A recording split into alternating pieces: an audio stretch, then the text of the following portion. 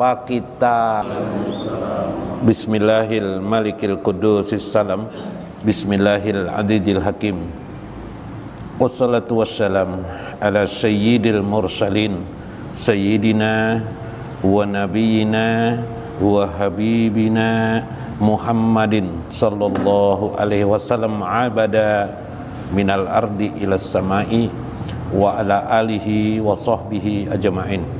Wa naqulu ya ayyuhas sadiq, insyaallah mudah-mudahan Allah Subhanahu wa taala memberkahi kita. Amin.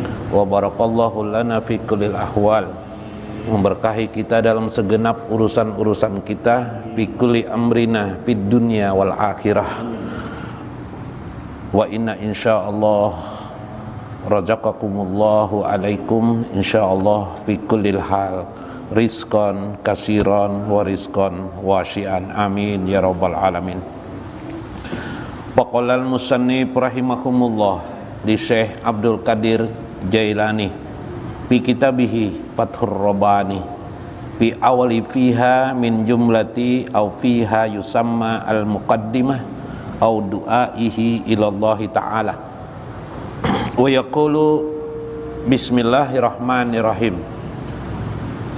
Syekh Abdul Qadir Jailani yang sangat terkenal ini banyak mengarang kitab-kitab beliau sebagai satu nasihat bahtera dari sebuah ma'rifatullah. Dalam beberapa kitab beliau, salah satunya diantaranya Sirul Asrar, beliau mengatakan ma'rifatullah itu ada 4 pintu. Ada 4 pintu. Pintu pertama fi asyarihi, tentang fakta-fakta kebesaran atau fakta-fakta Allah, atau yang disebut beliau dengan al-kainat, fakta-fakta tentang alam semesta, diri kita, tubuh kita, kehidupan kita di sekeliling kita. Yang kedua ma'rifatullah, ma'rifah kepada Allah fi sifatihi, tentang sifat-sifat Allah. Yang ketiga adalah ma'rifah fi asma'illah, tentang asma Allah. Yang keempat adalah af'alillah, tentang perbuatan-perbuatan Allah Subhanahu wa ta'ala. Seorang ma'rifatullah adalah orang yang mempelajari ilmu kesempurnaan sesempurnanya manusia, yang ujung tabakat yang tertinggi adalah di sana sampai kepada kedudukan makom Nabi Shallallahu Alaihi Wasallam sebagai insanul kamilah atau insan yang sempurna. Karena itu minggu kemarin kita menyampaikan tentang kedudukan diri kita, posisi diri kita. Man arafa nafsahu faqad arafa rabbahu. Barang siapa yang mengenal dirinya, faqad arafa rabbahu, maka dia mengenal Tuhannya. Bagaimana mengenal diri itu? Tentu sedikit demi sedikit memahaminya. Dari pengenalan itulah kita makin besarlah mengenal kita kepada Allah Subhanahu wa ta'ala. Yang kedua adalah dalam ma'rifatullah itu akan memberikan bekas pada diri kita kemampuan zikir kepada Allah tanpa huruf dan suara. Tanpa huruf dan suara. Dengan zikir tanpa huruf dan suara, maka akan menambah karya amal kita di sisi Allah Subhanahu wa ta'ala, tanpa kita rasa, tanpa kita bermujahadah sedemikian rupa, tapi secara otomatis kita dapat berzikir kepada Allah sebelum kita berzikir. Kita berzikir, kata Syekh Abdul Qadir Jailani, kita berzikir sebelum kita berzikir.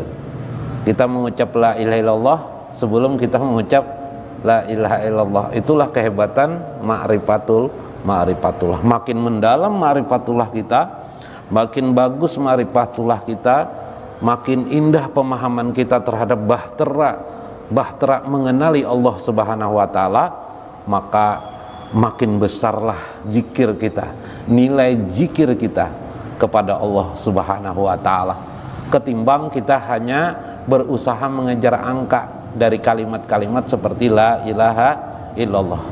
Apakah la ilaha illallah kita tinggalkan? Tidak. La ilaha illallah masih kita baca sebagaimana biasa semampu kita secara lisan.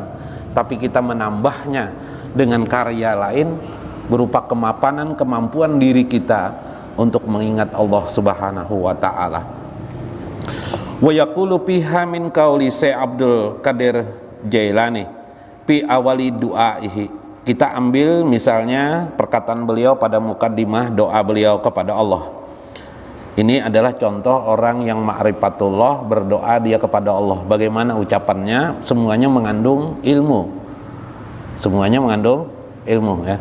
Allahumma ya man alima azzi an hamdihi as'aluka bi akmali hamidika alladzi kasyafta lahu an haqaiqi asma'ika wa sifatika wa daqaiq tazalliyati jatika. Ya Allah, ya man alima azzi, wahai Tuhan yang mengetahui kelemahan diriku, an hamdihi, daripada memuji Allah. Wahai Tuhan yang mengetahui diriku, kelemahan diriku dalam memujimu. Kita ini banyak ingat kalau Allah Ta'ala, banyak apa? Banyak lupa, Kak. Ya Bapak, nah, jangan lawan Allah Ta'ala pian, lawan bini pian gen bisa lupa lah. Kita lihat binian berjalan pina bungas, lupa pian lawan bini pian. Nah, nang nyata di dunia jahir, apalagi Allah Subhanahu wa taala. Nang kita masih kada melihat lawan Allah Ta'ala, ya Allah. Nah, aji anhamdihi, aku lemah dalam memujimu. Berapa paling-paling kita bisa memuji? Paling kita sholat 5 waktu, sholat sunat, duduk bersimpuh, maka ya Allah, engkau telah mengenaliku. Engkaulah yang mengenaliku, bukan aku yang mengenal kepada engkau. Faqala min qauli Umar ibn al-Khattab, berkata Umar bin Khattab, arabtu rabbi bi rabbi, aku kenal Tuhanku karena Tuhanku lah yang memperkenalkan dirinya kepadaku. Aku memuji Allah, aku bisa memuji Allah, mengucap kalimat la ilaha illallah semata-mata karena dorongan, anugerah, nikmat dari Allah Subhanahu wa ta'ala, bukan karena kehebatan kita bisa lebih bagus, banyak mengingat Allah ketimbang orang lain. Tidak, bukan kita yang hebat, tapi adalah Allah Subhanahu wa ta'ala, itulah yang memberikan nikmat kepada kita.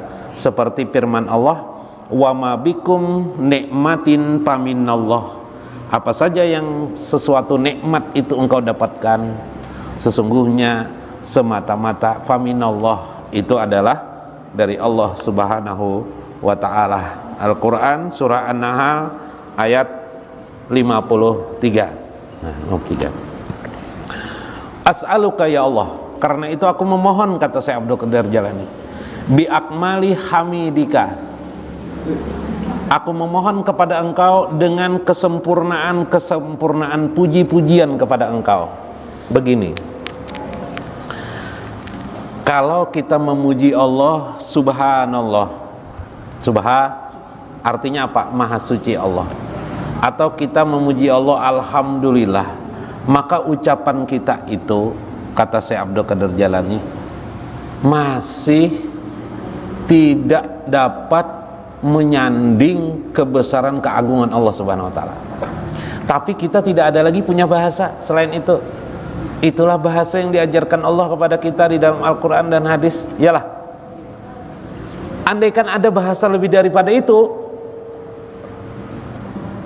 maka kita akan ucapkan kalimat itu.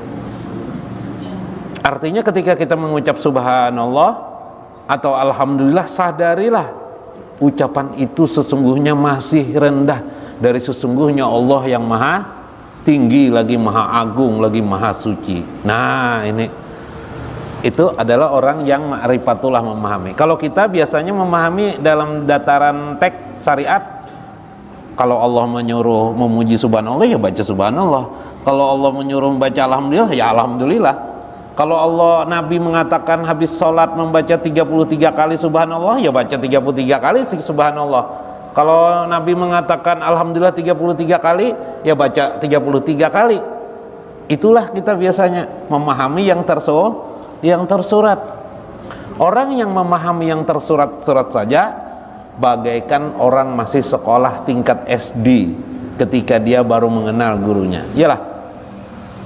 Siapa yang paling penurut tuh biasanya? Anak-anak siapa? Anak SD kah? Orang SMP kah? SD. SD kenapa? Hah?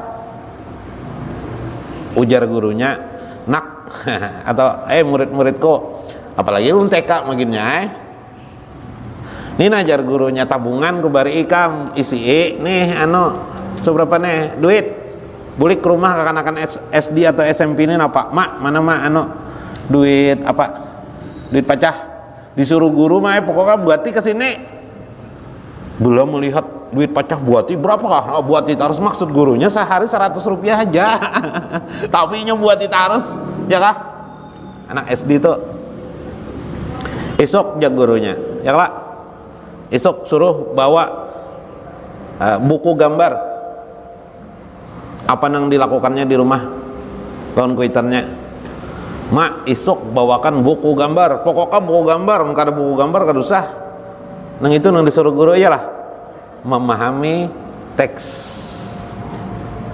maksud guru bawa buku gambar itu supaya latihan gambar kalau ada buku gambar kan apa-apa di sekolahan disediakan aja ya kan nah itulah anak SD kau latihan menangaramnya kekanakan anak nukar mainan nah kayak apanya nah ujar guru buku gambarnya harus warna hijau pian tersalah atau tukarakan warna habang kah warna kuning kah anunya cap mukanya diasinya oleh anak kita kada yalah harus warna hijau. Maka engkau memahami Allah jangan seperti itu, jangan seperti anak-anak SD. Engkau memahami Allah jangan seperti anak-anak SMP. Kapan engkau naik kelas? Kapan engkau naik kelas dari SD ke SMP? Kapan engkau naik SMP ke SMA? Semata-mata karena ilmu. Karena ilmu apa? Yarfa'illahil ladzina amanu, Allah mengangkat derajat orang yang amanu, yang beriman, wa utul ilma, dan yang utul ilma, yang memiliki ilmu. Artinya yang menaikkan kelas kita itu bukan siapa-siapa tapi ilmu. Pelajari ilmunya. Mun berharap duduk aja apabila Allah memberi ilmunya kada ditambah bertambah ilmu naik kelas kita. Itu maksudnya.